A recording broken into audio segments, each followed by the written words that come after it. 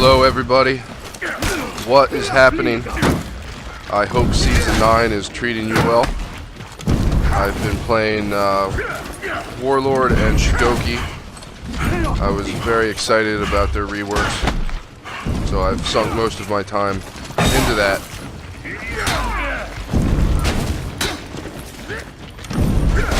I love the way Warlord feels now. He's definitely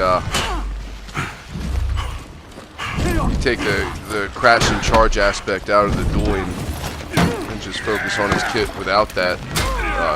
Everything flows a lot better because of those two new chains mostly.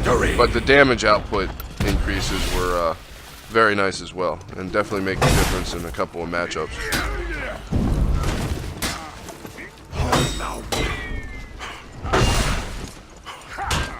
Oh man, I don't know how everybody feels about Black Friar. I've probably just played him to level 16 or so. Yeah, he's all right to play as. I was just personally think the Warlord and Shigoki are a lot more fun to play, so I've been playing them. I like their aesthetic appeal more, but Black Friar is not too bad. I know a lot of people are real frustrated with him. He can be really terrible in 4 versus 4 in duel. It is frustrating, but I don't know if I want to say he's overpowered. He's definitely very strong and very infuriating to fight against at first. I don't know which DLC characters haven't been though, so it's hard to make a rational judgment. But after about a month, I'm going to say he's pretty frustrating to fight against, but not unbeatable. You know, even when you're playing against somebody that's really good, you can win if you're playing pretty good character too. You know, but he's not OP. He is top tier. There it is. He's not OP, but he is top tier. There's my opinion on Black Friar.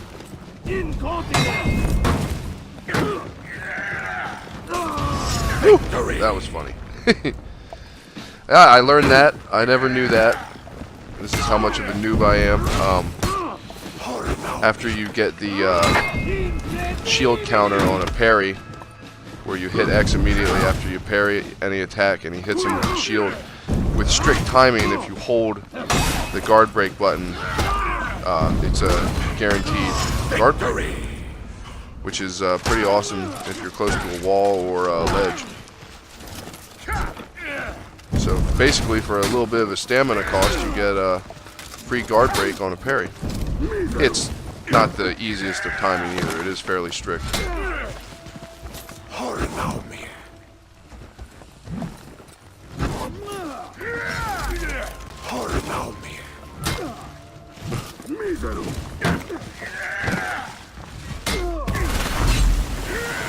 Woo.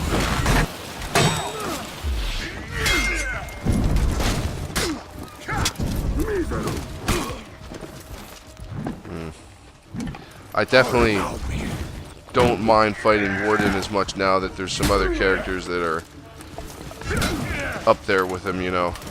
Like, there was a point in time where it was just agony to fight against Warden with certain characters.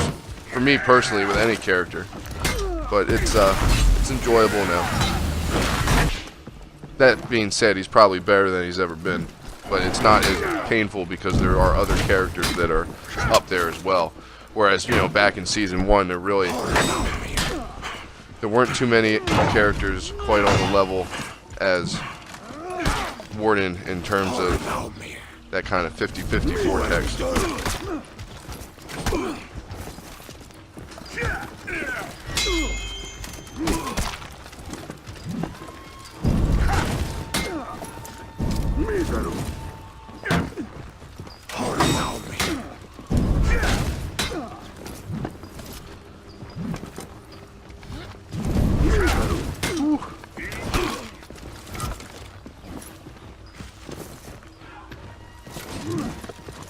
Oh man, that was a mistake. Love that Warlord range on the throw. Check Check this little dance we're doing here out. And to think, that's like 1/8 of how far his throw range used to be back in Season 1. And you could use gear to make his throw range farther. It was incredible. And I never got into Warlord until, not seriously until now really. I played him for a little bit back in Season 7, I'd say. So I missed out on all the fun.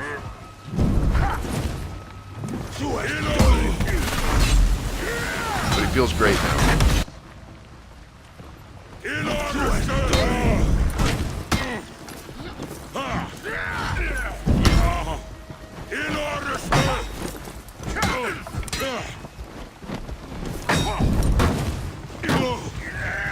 See right there.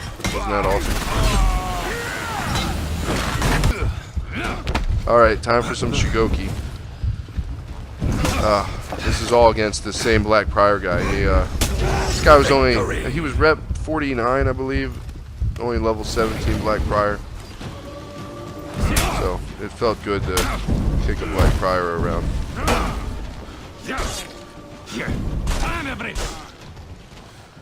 Shigoki's rework. I love it. The general idea of it, the mechanics of it. As far as its how good he really is, I think in 4v4 he's very good. Especially in ganking. He's good in when you're fighting against two people as well. In one-on-one duels, his mix-up is extremely good. The only problem with it is that unlocking and back rolling away completely beats the whole thing.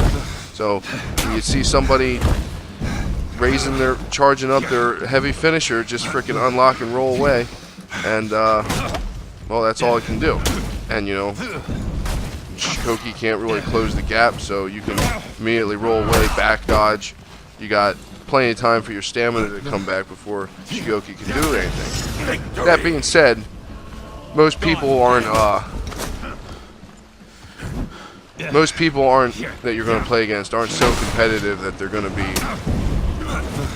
unlocking back rolling on reaction. But at a certain level, you're going to meet people that are doing that, you know, pretty consistently all the time, especially in ranked. People know what they're doing as far as little tricks that beat things that most casual players don't really know about. Example be what I'm talking about.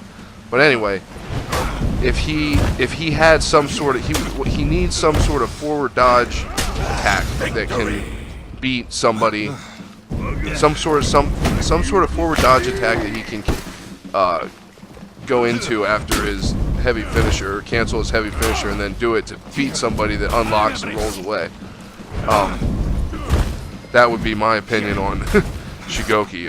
The mix-up is real solid. The flaw being that it's easily beatable by that one little trick of unlocking and rolling away. Victory.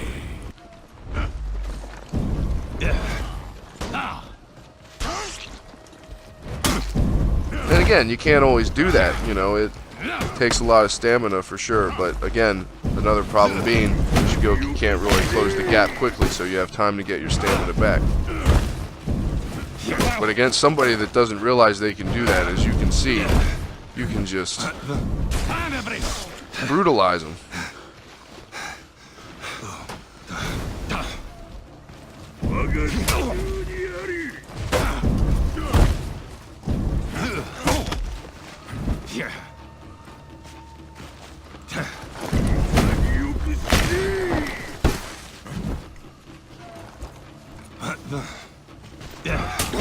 Victory!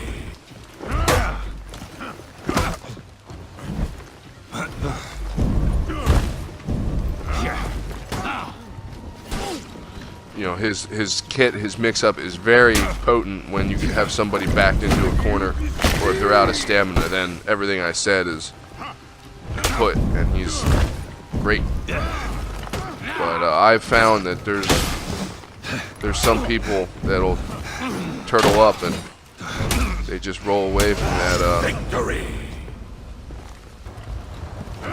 everything. They just unlock and roll away. Any time you start your heavy finish, and there's really nothing you can do about it.